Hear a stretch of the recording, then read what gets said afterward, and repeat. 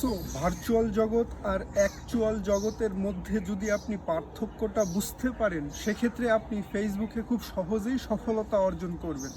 কেন বললাম এই কথাটা? কারণ ভার্চুয়াল জগৎ আর অ্যাকচুয়াল জগতের মধ্যে মানুষ অনেক সময় পার্থক্যটা বুঝতে পারে না। আমরা প্রতিনিয়ত যা করতেছি সেটা আমাদের জীবনের সাথেই যাচ্ছে, কিন্তু আমরা যেই টাইমটা ফ্রি সময়ে মানে অ্যাকচুয়াল জগতে নয়, ভার্চুয়াল জগতে প্রবেশ করতেছি, সেটাই আমাদের রিয়েল ভার্চুয়াল জগৎ। আর ভার্চুয়াল জগতের সাথে যদি আপনি নিজের রিয়েল লাইফ বা অ্যাকচুয়াল জগৎ মিশাই ফেলেন, সেক্ষেত্রে কিন্তু অনেক প্রবলেম হতে পারে।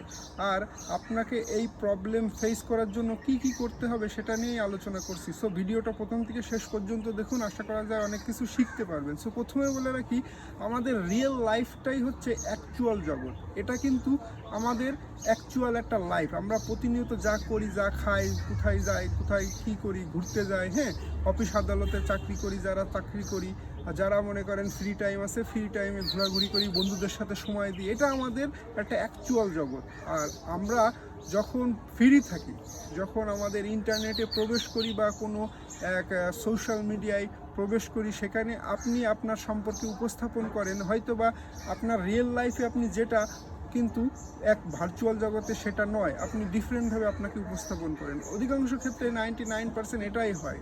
আপনি যা তা না, কিন্তু ভার্চুয়াল জগতে তার অপোজিট, অর্থাৎ ওটা আপনি হতে চান।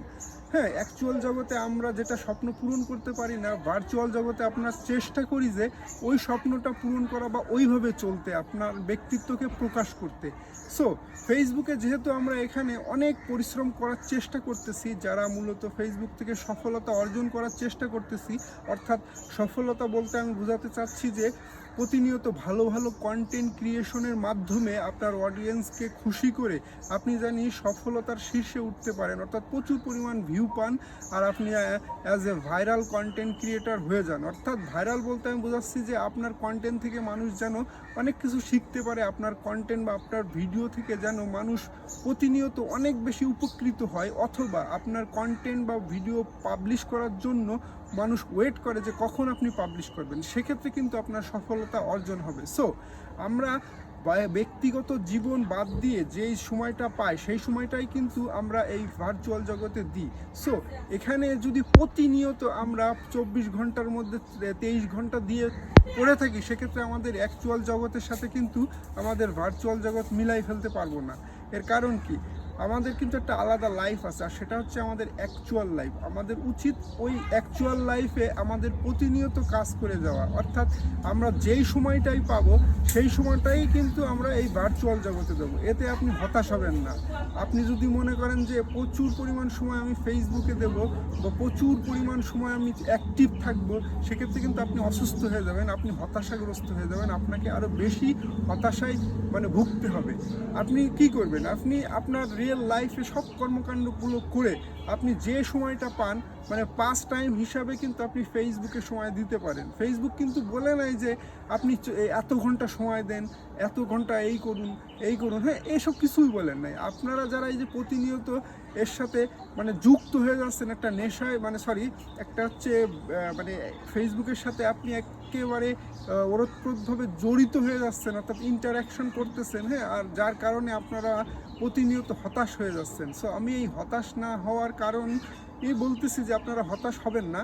আপনারা যতটুক সময় পান, আমি এটা আবারও বলি, আপনারা যতটুক সময় পান ততটুকুই সময় ফেসবুকে দিতে থাকুন।